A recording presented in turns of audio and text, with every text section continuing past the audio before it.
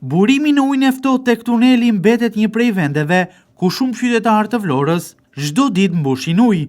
Në këtë vend, që krahas rëndësisë sociale për qytetin, paraqet edhe një pjesë të historisë së zonës, çdo ditë shikoje me qindra qytetarë vlonja dhe jo vetëm, të cilët shkonin aty për të mbushur ujë, pasi në shtëpitë e tyre mungon furnizimi i rregullt, duke gjetur këtë zgjidhje pa patur ujë në shtëpi. Por prej kohësh, ky burim vazhdon të jetë totalisht i bllokuar nga mbetjet e shumta inerte, mbetje inerte të cilat kanë përfunduar aty nga deti, të transportuara nga dallgët, por gjithashtu janë hedhur edhe qëllimisht për të penguar qytetarët që të mbushin ujë. Të gjithë ata të cilët e frekuentonin më parë këtë burim, siç tregojnë edhe vet, tashmë nuk kanë se ku të mbushin më ujë, duke u detyruar që të gjejnë zgjidhje alternative. Ata kërkojnë pastrimin e burimit në ujin e ftohtë si një domosdoshmëri për këta të fundit dhe familjet e tyre. Unë jam mbush ujin këtu sepse aqja kam mundësinë se blej dot. Shikon që është mbyllur tani, pse u detyrove ikën ande tani? Duhet të ishte hapur burimi? Burimi hap duhet ishte. Hap duhet ishte, ja e mbushim atje poshtë. Ja mbushim atje poshtë. Që s'është vendi mirë, po që çfarë bëjmë? Nevoja i bën. Ndërkohë, është mbushur me inerte apo jo, i gjithë burimi ujit të ftohtë? Është mbushur, është mbushur. Nga deti. Nuk e Themi nga deti tani, themi nga deti.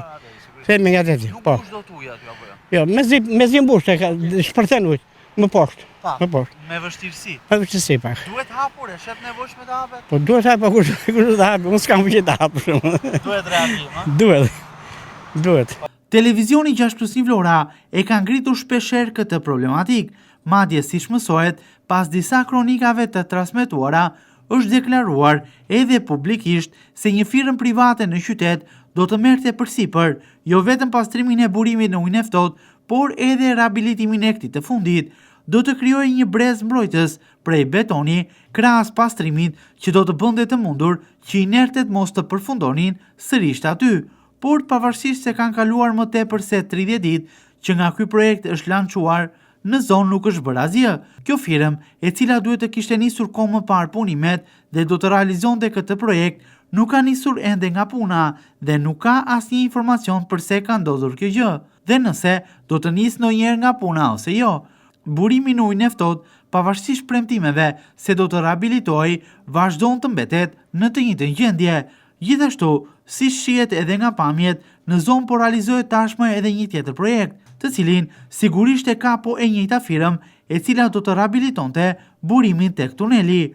Projekti që konsiston në rehabilitimin e pjesës fundore të shëtitores Lungomare 2, për të fortifikuar aty barierat anësore prej betoni dhe për të bërë të mundur krijimin e vendkalimit të këmbësorëve dhe sigurisht ndërtimin e kursisë së biçikletave, për t'i dhënë kësaj shëtitore të njëjtën pamje vizuale në të gjithë gjatësinë e saj.